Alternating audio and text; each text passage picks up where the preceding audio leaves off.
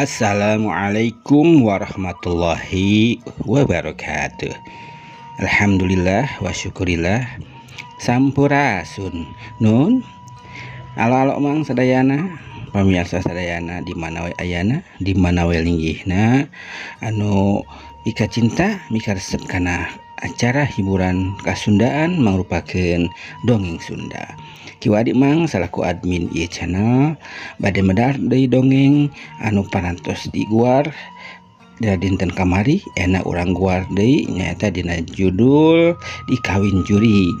Dikawin Jurig mana ieu judul dongeng digarap ku Mang istilahna mah diaos. Nah ku Mang ieu naskahna mudah-mudahan aya bahan katampi ku pamirsa sadayana. Hapunten sagala kakirangan sangkalepatan Mang dina nyandakeun atawa ngaoskeun ieu naskah dongeng. Mudah-mudahan naskah dongeng anu ku Mang diaoskeun ieu raras tiasa janten panghibur kalbu, pangbeberah kana amanah kanggo pamirsa sadayana, tiasa janten rencang dina sagarupi aktivitas pamirsa sadayana di mana we ayana, di mana we linggihna. Kiwari pedaran dongeng anu bae digarap ku Mang ayana lebat kana bagian anu ka-15. Nah, dina cariyos dongeng Dikawin ku Jurig. Mana dina bagian 14 kamari antos diguar disimpen diteuneun ku Mang kiwari urang pedar deui kanggo pamirsa sadayana anu tos ngantos nganti lajenganna ieu cariyos dongeng.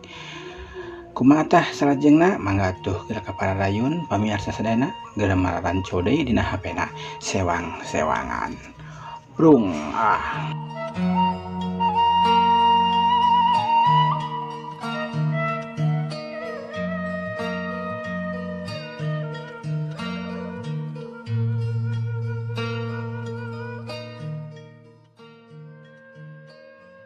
Ampura juragan, kuring rada telat ieu teh. Sabab kudu tatahar heula kuring teh tatan-tatan ari arek aya jurageun mah.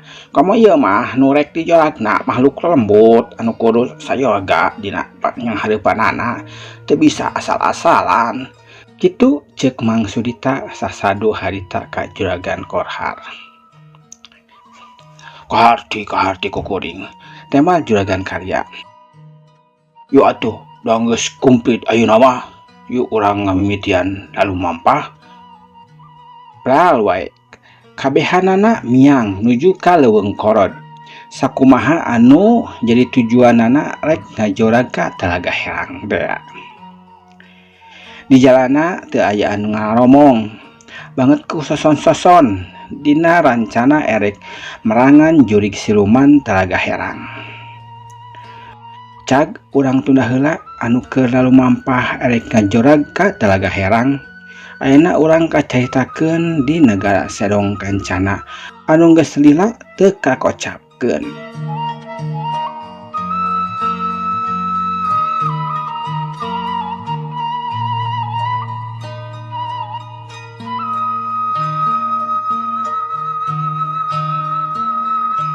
Harita teh ratu negara Sedong Kancana nyaeta Nyi Gusti Ratu Manikawlang Kancana nuju rembugan sawala di Paseban. Di Paseban Karaton katut gegeden kepercayaanana Nyi Mas Ratu.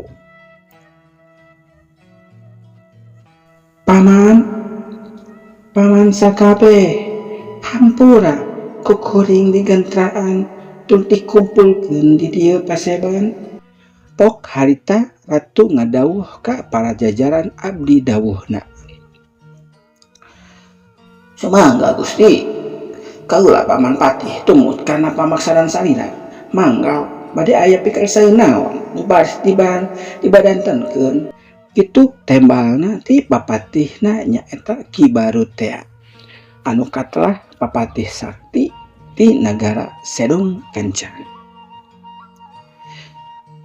Kieu paman, kuring teh rek menta pamadegan ti paman sakabeh ngeunaan anak kuring nu cikal. Pan nepi ka deunget kiwari manehna teh acan keneh rumah tangga. Kituna teh lain ku sabab taya nu daekeun dipika hukum ku anak kuring anu cikal loba mahayangan mah paman, malahan mah putrina Nyai Ratu Blorong oge tos ngajurungkeun siap ditikah ngan anu jadi masalah na aya ti anak kaula paman, ceuk Nyi Ratu harita. Ya kumaha kitu Gusti, pun paman teu acan ngartos kana pamaksadanana ti Raden kitu, ti Raden Kalawaling teh nah teu aya anu cocok dina manehna Raden kitu Gusti, atanapi aya wagelan sanes cobi dibalakakeun wae supados paman sareng sadaya ponggawa nya ponggawa karaton ngartos kana jujutanana. Ceuk Ki Barud ngadawuh ka ratuna. Ceuk Ki Barud ngadawuh ka ratuna. Sumuhun mangga Gusti. Ceuk ponggawa nuliana oge saur manuk sulih paling tempas.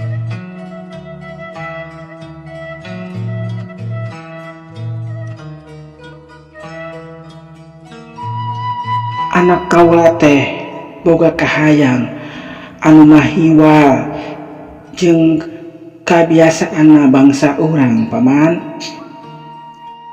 Nah kumaha kitu Gusti, cobi teraskeun naon nu mahiwalna teh. Ceuk Ki Barud ka ratuna. Kieu paman, Raden Kalawaling teh boga cita-cita anu mahiwal nyaeta hayang ngabogaan pamajikan ka bangsa manusia. Eta cita-citana teh geus diheum-heum ti barato mula, ayeuna kalek kedal pisan jeung keukeuh hayang ngalaksankeunana. Tah ayeuna teh Raden Kalawaling keur ngusahakeun hayang kahayang manehna keur tetapa di alam manusia pikeun ngahontal cita-citana. Tah kitu paman anu jadi bang baluh kaula teh, anu jadi kabingung kaula teh kumaha tah menurutkeun paman-paman sakabeh coba bere pangbalungan bere pangbolongan kaula paman. Kitu dawuhanana Ratu Harita. Aduh, abot Gusti Ratu, ari kitu mah eta teh matak nyanak balukar anu kurang hade yang bangsa katut nagara urang mah ari saur pamendak paman mah kitu tembalana Ki Barud ka ratuna. Justru eta pisan anu jadi pikiran kaula oge paman. Tapi dah kumaha anak kaula kahayangna geus teu bisa dipumpang paman. Uhun abot Gusti, kuring kurang-kurang mah tiasa nyiptakeun bancang pakewuh baris aya peperangan antara bangsa manusia sareng bangsa urang. Kitu tah pangemut ti paman mah. Aduh cilak kitu mah Gusti.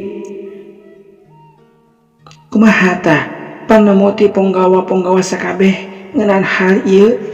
Ratu Siluman Oray Gusti Ratu Nyimas Manikawelang kancana naros ka para ponggawana sakabeh anu hadir di eta rembugan.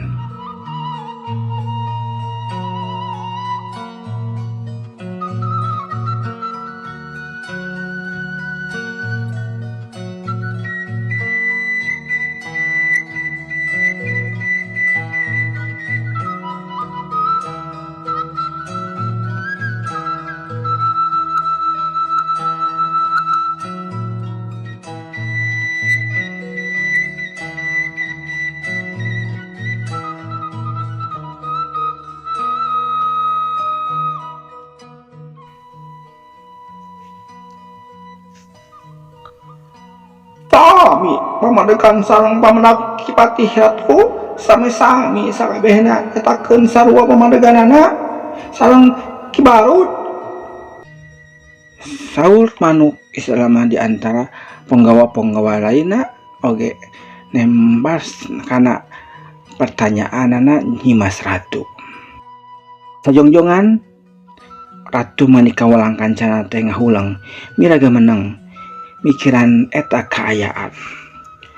Nah kudu kumaha jalan siger tengahna anu alus sangkan kahayang anakna kacumpon tapi kaayaan negara aman ting tenepi kana aya bancang pakewu. Dari kekeh nolak kahayang Raden Kalawaling tuasa usabab Raden Kalawaling teh anak anu pang diogona tileletik segala pamentana tara dipumpang germah cikal anu baris nuluykeun kalungguhan di eta kerajaan Siluman Oray.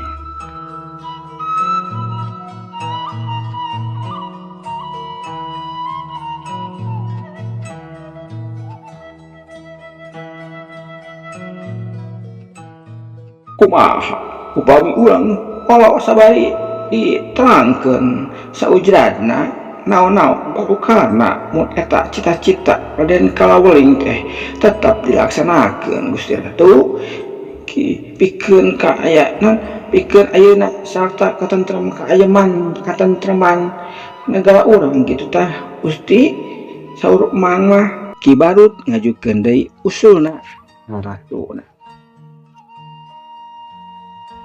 Sabenerna mah geus ku kaula dicaritakeun kitu teh ngan emang acan ari nepi ka ujratna mah da kaburu Raden Kalawaling mangkat di karaton saja tatapa teh kan paman. Kitu ceuk ratu manika walang kancana.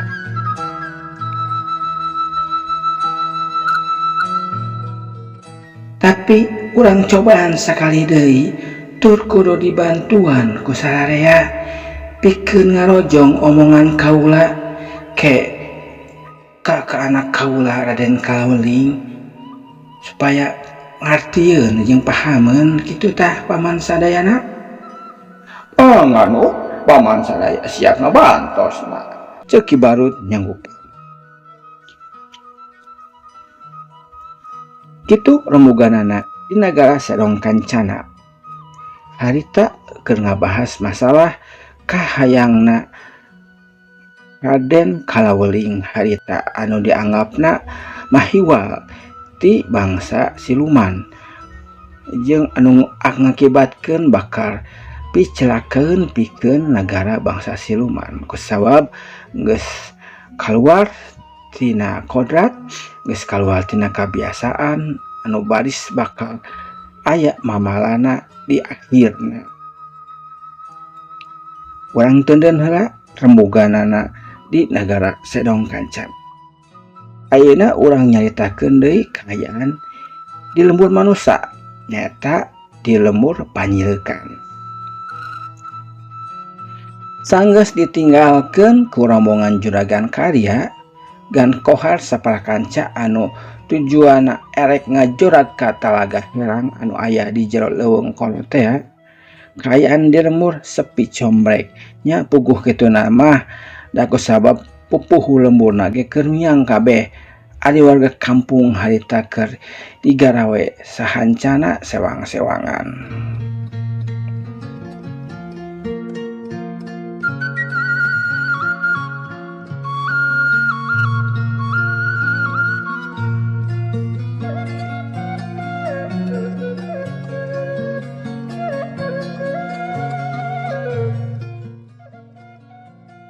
Di mana juragan karya harita ngan saukur aya Nyi Wulan Sari jeung indungna nyaeta Ibu Ratmi teh.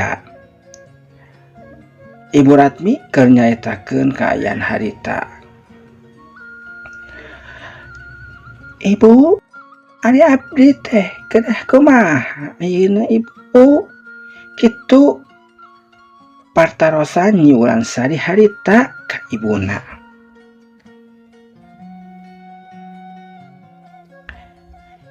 Nya loba ngadoa we supaya usaha hidup jeung mulyana bisa aya hasil anu nyokamakeun tah pikeun urang sarea Nyi Wulan ceuk ibu mah kitu tah.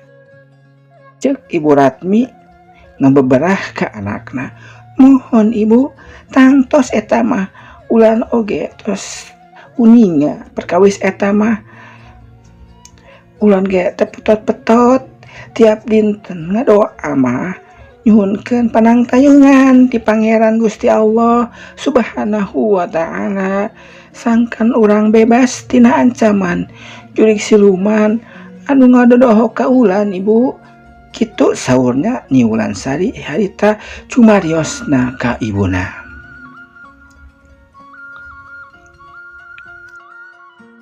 Keur anteng ngobrol antara indung jeung anak, keur ngutarakeun naon-naon anu harita kajadian. Ujug-ujug hiuk aya angin ngagelbug dumadagan asup ka jero imah.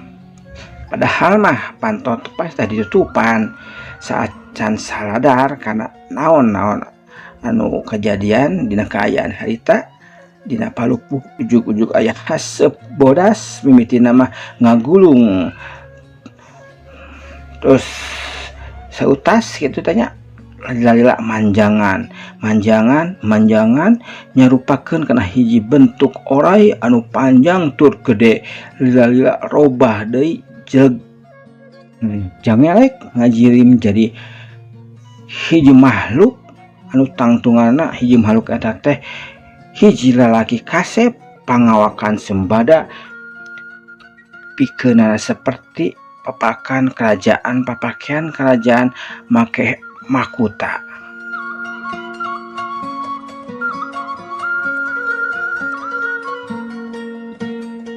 Di pangawakan orai adi sirahna lalaki anu kasep teh. Nyi Wulan katut Ibu Ratmi kasima ku kajadian kitu. Teu bisa cumarita kadon molohok mata simeteun sabab ujug-ujug aya hal aneh nu teu muiba ka imah manehna. Ari eta jirim anu hadir di imahna Juragan Karya teh teu aya lian ti Raden Kalawuling anu harita ngahaja datang ka imahna Juragan Karya anu maksudna rek mawa Nyi Wulan cengceman hatena beurang ejeng peuting. Naon-naon nu baris kajadian ka Nyi Wulan oge kumaha ketakna Ibu Ratmi ningali aya jirim curig siluman ka imah manehna harita matak jadi pikareuaseun jeung pikabingungan. Ibu Ratmi teu bisa cumarita ongkoh-ongkoh Nyi Wulan oge harita olahok bengong.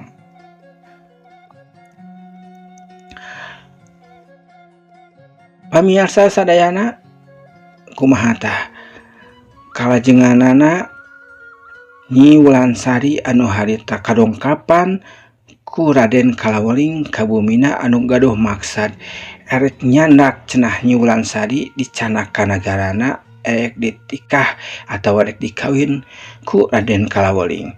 Kumaha salajengna ieu carios kiwari urang tundah dia heula di handelem hieum urang teudeun di hanjuang siang paranti nyokot tinggalkeun. Insyaallah mudah-mudahan enjing urang tiasa patepang deui urang guar deui lajinganna ieu carios. Sapunten kasuhun ti pamirsa sadayana ti Mang selaku admin anu ngaoskeun ieu naskah. Hapunten segala pikirangan sareng kalapatan Mang dina ngaoskeun ieu naskah. Hapunten sakali deui. Sakitu nu kapiatur ti Mang hatur nuhun kanggo pamirsa sadayana kanggo kasatiaan manco di ieu galura di channel Cinang Bandungan. Ieu hiburan kasundaan mangrupakeun dongeng Sunda. Mau undur diri, wabillahi taufiq wal hidayah. Wassalamualaikum warahmatullahi wabarakatuh. Jaga.